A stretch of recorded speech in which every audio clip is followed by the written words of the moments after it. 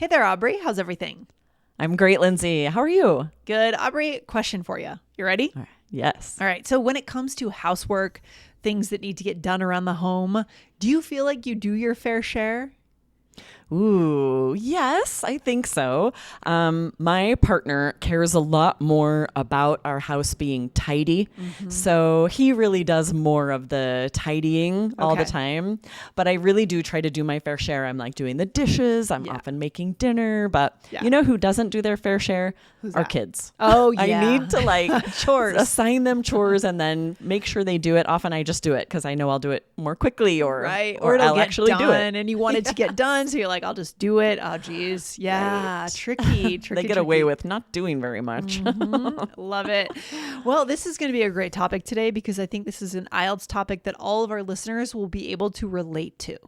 Right? Absolutely, right? A lot of different questions on the IELTS speaking exam could relate to whether or not you're doing your fair share, if other people are doing their fair share, maybe at work or at school. There's so many ways that this comes out in life. Yes, and this question in particular today came from our YouTube channel. Don't forget, guys, that we have an entire YouTube channel just for IELTS Energy TV. So go over and go to YouTube, type in IELTS Energy TV, and our channel will come up. If you prefer to watch these as videos, you can do that. All right. Aubrey, would you read the question? Yes, this was a YouTube listener who said, "Hi, Aubrey and Lindsay. Pigeonhole, cool vocab. Thanks." You're welcome. That was a fun episode. Yeah. And then they said, "And how about a term for doing everything, including tasks that someone else should be doing?" So clearly our listeners are struggling through this in one way or another too. Right. So guys, don't forget to hit the follow button right here on the podcast. Or again, like we said, find us on YouTube and hit subscribe. All right. Yes, awesome. We're going to share 4 Band 9 phrases to convey this meaning that you're doing tasks that maybe someone else should be doing, or at least, you're doing more than your fair share. Yes, exactly. Exactly. So the first one that I love, this one's really fun. Pick up the slack, or picking up the slack. What is the slack?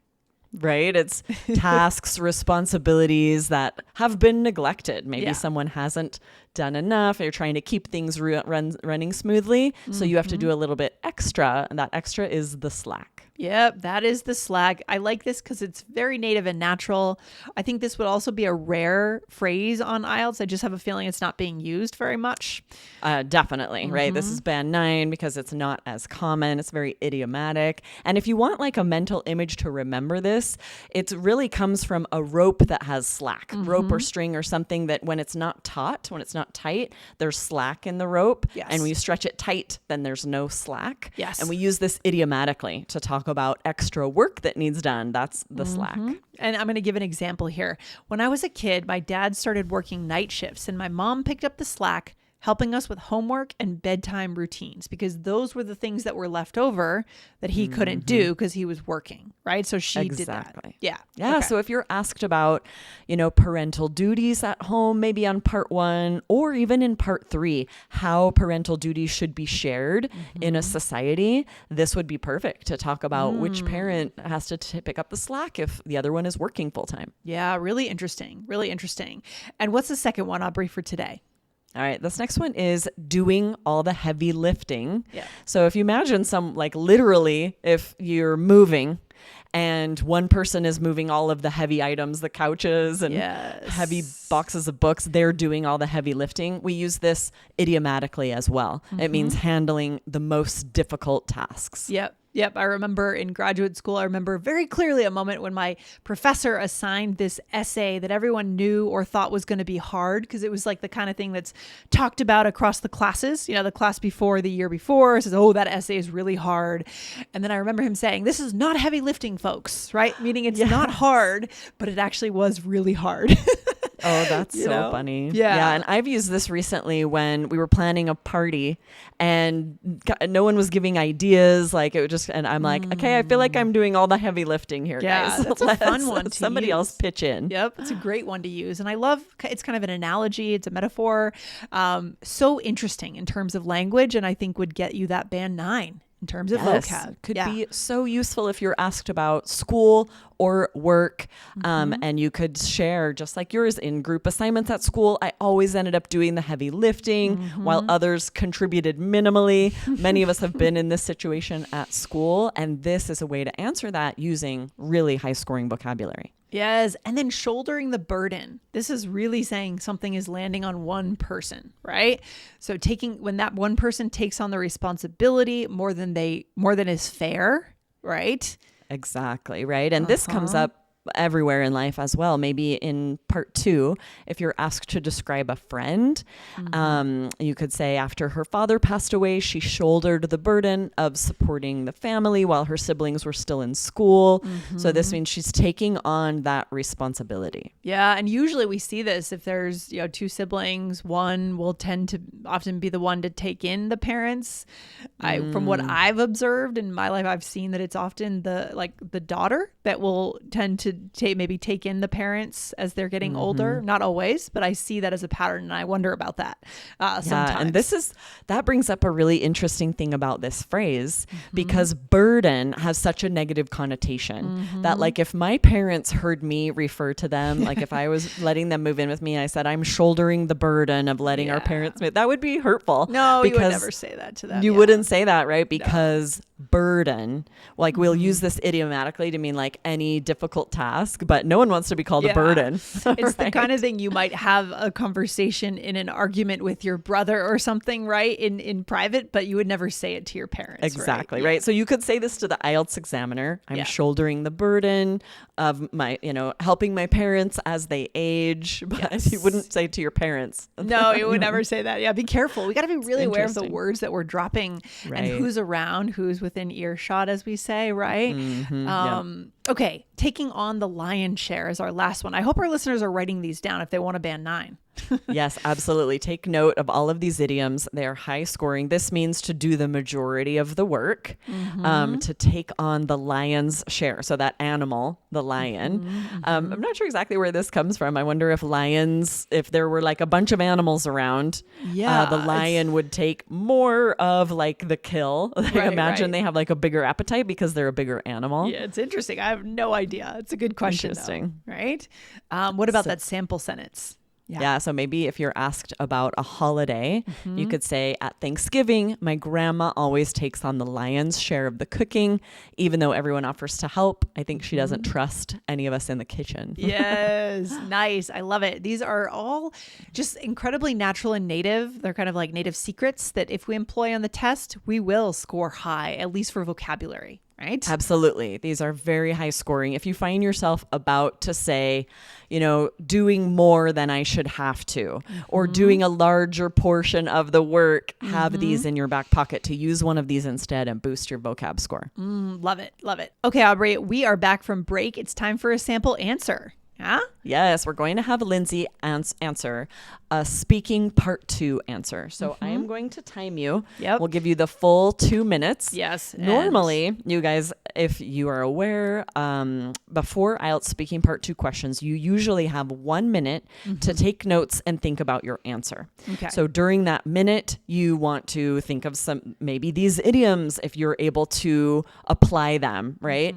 You can jot down some high scoring vocabulary that you could use in your answer. Yeah. We're not going to give Lindsay that full minute, so we'll see how you do here, but I'll time you. And I know I'm aware now that I have to fill 2 minutes, so I know that I need to give some context. I need to tell a story.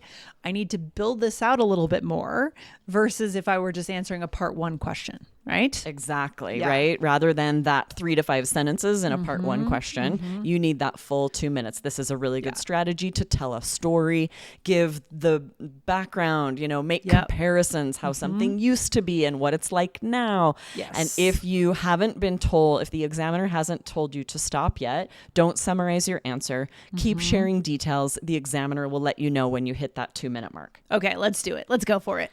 All right, here's your part 2 question. Describe a time when you did more than your fair share of work. Yeah, that just makes me think of one single time in my life, which was graduate school. I think a lot of people would absolutely relate to this scenario. You don't expect to be doing all the heavy lifting when you have group work and everyone is, apparently looking to achieve a high grade in the class and looking to succeed. However, in this particular assignment that we were given, it was my first year in graduate school. It was back in 2010. I was living in Boston. I remember really having to pick up the slack. We were assigned a group of 4, and the topic was, it was actually a group paper, which is kind of complicated to write a paper with 4 people because everyone has a different voice. And I did find myself, unfortunately, shouldering the burden. At first, like I said, I thought it would be fine. We all sat down to have our first group meeting, and it seemed like people were raising their hand and volunteering to do some of the work. But the cold hard fact was, the other people in my group, all 3 of them were working full-time jobs, and I was working for myself at the time. So I had more flexibility. And I was determining my own hours. And that's really what it came down to in the end, and was the reason I eventually took on the lion's share of the research for the project, not just researching it, but writing it. But finally, in the end, in the very last week of the project, I stood up for myself and I let my group members know that this was unacceptable. I wasn't going to be picking up the slack any longer. I needed them to pull their weight and to help out. It really was a case of social loafing up until the point where I called them out on it. And so I was just very direct. I called that group meeting and I said, I can't do this on my own. And finally, they did step in and offer to help craft that final version of the essay. But I wish in hindsight that I had asked for this earlier. It's a good word to the wise to know that you okay. Excellent. Yeah, I love that this strategy, you realized you still had a little bit of time to start using the conditional. I wish I would have done things differently. I wish I would have done this earlier to give you more to say, right? Yeah, for sure. I was really stretching there in the end, but 2 minutes is a long time. It feels like a long time when you're even though you shared an amazing story. But this, instead of summarizing, you don't want to repeat any ideas. Do like Lindsay did.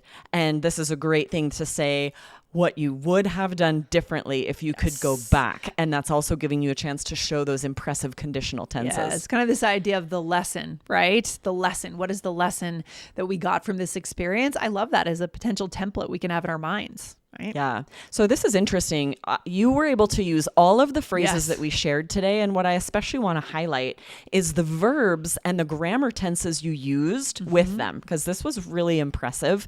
And so this would not only be a really high vocabulary score, but an impressive grammar score as well. Yes. So first of all, you said, I wouldn't expect to have to do the heavy lifting. So this is a really good conditional tense and this is, you could use this on a lot of different answers. Yeah. If you're prepared with one of these, you can say, I wouldn't expect to have to this for anything, whether regardless of how it turned out.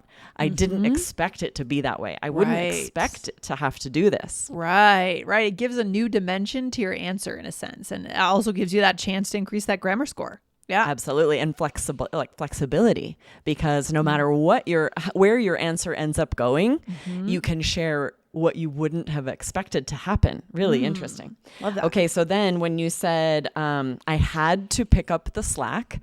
So this is interesting. And then I found myself, I used picking that up the slack. Yeah. I think I used that and this is a really good structure where instead of saying I picked up the slack, we say I found myself and then verb ing, whatever it was. I found myself working really hard. I found myself picking up the slack. So this is a great structure for IELTS. And then the verb I took on the lion's share. Yes. So of course you can say I did the lion's share, but this phrasal verb is less common, more idiomatic. Every phrasal verb is. So this is a great way to say that. I took on the lion's share to mean I did more of the work than anyone else. Yes, love it. And then our lesson about tying it up with, or our framework about tying it up with a lesson at the end. So good. So many good tips today. But like I said, I did find myself repeating a few of the keywords for today's episode, and we want to avoid that, right? We want to avoid repeating any of the same phrases over and over Yes, again. right? You don't want to repeat any vocabulary. So this helps that we've given you 4 different ways to say this. But this does happen if you haven't practiced, like Lindsay had never practiced this answer. Sure. It's really easy to repeat a phrase. So it really highlights the importance of practicing answering IELTS speaking questions, because you can't just go on test day and expect to never repeat vocabulary and have these band 9 answers. You've got to practice your IELTS speaking answers. Yeah, there was one bonus phrase that I snuck in there. It was social loafing. So I love that term. We should write that down. Do you know that term, Aubrey? Just when we people kind of just allow others to do the work. Social loafing. Yes, that's band 9 as well, right? Very really uncommon good. to be like, Yeah. they were all, there was a lot of social loafing happening. Loafing means to be lazy, just kind of like laziness, loafing. Yes, exactly. So good to get in a good term. Aubrey, what's our takeaway for today? Where should we leave our listeners? Yeah, you know that you need idioms to satisfy this IELTS requirement of idiomatic language. And many questions can be answered sharing either how much work you had to put in or how much others put in. So practice using these idioms. They're actually quite flexible. You'll be able to use them on a lot of different IELTS speaking questions. Yeah, so much to take away just from today's episode. So guys, if you feel like today's episode went fast and you want to really absorb it, listen again tomorrow. Come back to the episode, write down these phrases because they are incredibly native and natural.